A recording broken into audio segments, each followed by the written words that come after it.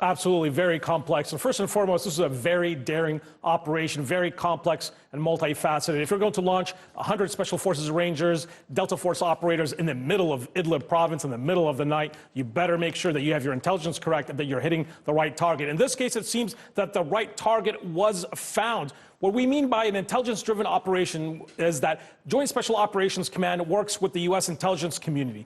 And they're the ones that took out al-Baghdadi. But that being said, they worked with regional allies to include Turkey to gain crucial intelligence to paint the full picture and get the missing pieces of the puzzle that allow them to track al-Baghdadi and to know where he was going to go and who he was going to meet with. One name in particular, Ismail al-Ithawi, a Baghdadi courier that was captured by Turkish security forces earlier this year. He was handed over to the Iraqis. That joint intelligence then was used by the Americans to track down al-Baghdadi and his network. 4 other senior Daesh commanders and 4 Iraqis and 1 Syrian were also captured by Turkish security forces. That intelligence sharing was absolutely crucial for the American Special Forces operators to put together a comprehensive target package and to find their target and to take him out of the battlefield. Are these pictures from the operation there, or? Yeah, there we go. So this is the destruction here, the remnants from al-Barisha, the village, and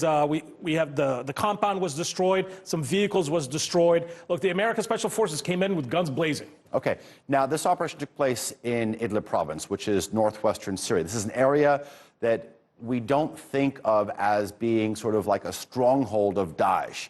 Do we know how, why, and when Abu Bakr al-Baghdadi went and got to Idlib province?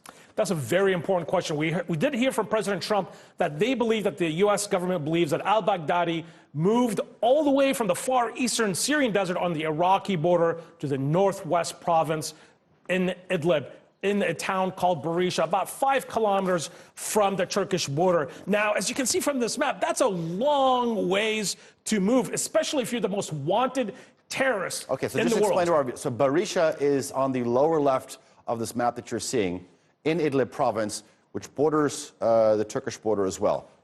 Very far away from sort of traditional Daesh-controlled areas. Exactly, right on the Iraqi border. So some of the reports that we've seen is that al-Baghdadi had to have paid smugglers, perhaps paid them tens of thousands of dollars to move him from YPG controlled territory in Deir ez-Zor, possibly through regime territory into Idlib. We've seen some reports in the past of the YPG, corrupt elements within the YPG making deals with the devil, as it were, with senior Daesh commanders, whether it was in Tabqa, in Manbij, and in Raqqa, that would allow Daesh commanders to go to Idlib if they stopped fighting the YPG. This may have been the case where al-Baghdadi used that corruption to move himself and his family members to Idlib. We did see some reports also that he was trying to reconstitute and regather Daesh in Idlib since his caliphate was destroyed. A lot of people are actually drawing similarities to Al-Qaeda's leader, Osama bin Laden. But do you know what this reminds me of? Actually, of how Saddam Hussein actually got caught at Tikrit,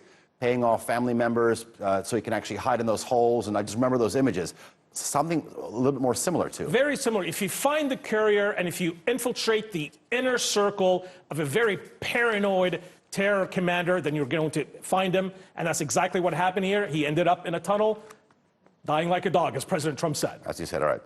Oubai Shahbandar, thank you very much for that.